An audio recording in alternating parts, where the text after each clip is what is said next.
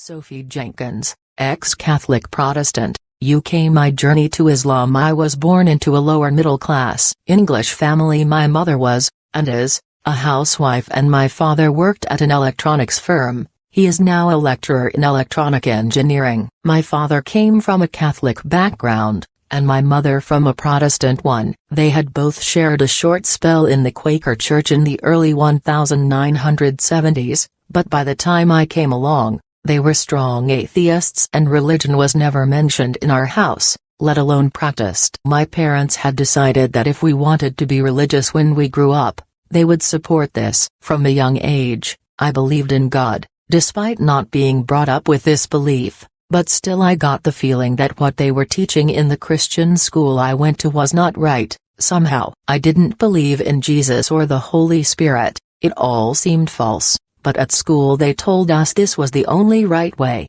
all other religions were wrong, so I was very confused. When you're a small child, you assume adults are always right with no exceptions, what they say, goes. Still, I could not let this go, so I probably, quite wisely, decided to keep my belief in only one God private. I felt guilty for believing something that was wrong. I felt ashamed and I hoped and prayed that I would stop being a heretic soon. When I was young, I was exposed very much to the fear of Islamic fundamentalism, especially with the Salman Rushdie affair at the front of people's minds. I was very frightened of the Muslims in general. There were 2 Muslim children at my primary school, but they kept their beliefs to themselves, except for the fact that the younger child Ali refused to pray in assembly. I had always prayed for God to show me the right way. I always turned to God for help. There was no doubt in my mind that God existed by the time I was 11 or 12 years old,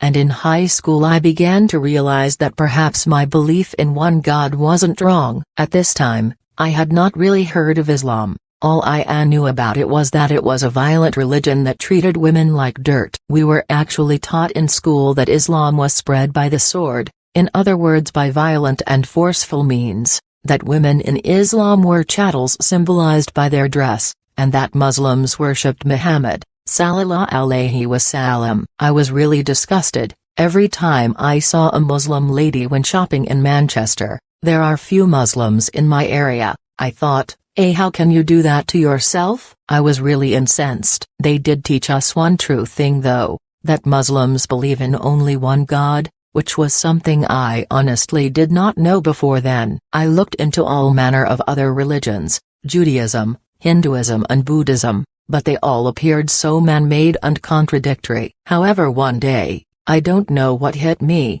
but I just felt I had to check whether what I had been taught was true or not. I was also curious because I had been told Muslims believed in one God, and I wanted to see if it were true or not. I saw a book called Elements of Islam in the local library, and secretly I took it out. I turned straight to the section on Muslim women, and I was absolutely astounded by what I read. It was contrary to what I had been taught about Islam and women, and better than anything else I had ever heard of. I didn't doubt what I read, I knew it was true. I knew deep in my heart that all of my prayers had been answered. Islam was the truth that I had been searching for all of my life. Still I felt bad for feeling this. The old guilt from my primary school days came creeping back. How could I believe in this wrong religion? I tried to find evidence to prove to me that Islam was not the truth, but it was impossible. All books that said negative things about Islam, I already knew they were lying. All books that said positive things about Islam, I knew they were telling the truth. I decided I must be a Muslim, although I couldn't come to terms with it, and I didn't tell anyone. I read every book I could get my hands on. I got a translated copy of the Quran from the library but I couldn't understand it. It was all in Middle English. This didn't put me off. I knew it was only a translation, and what I did gather from it, I liked very much. I knew Islam was for life, that there was no turning back, so I really had to make sure. I ended up studying for 2.5 years before chancing upon a chat room in January 1997 that was to change my life. It was the chat room at a Muslim website, and the people there were very helpful. The second time I went there I took Shahada, declaration of faith that makes one a Muslim. in front of people from all over the world. Sophie Jenkins.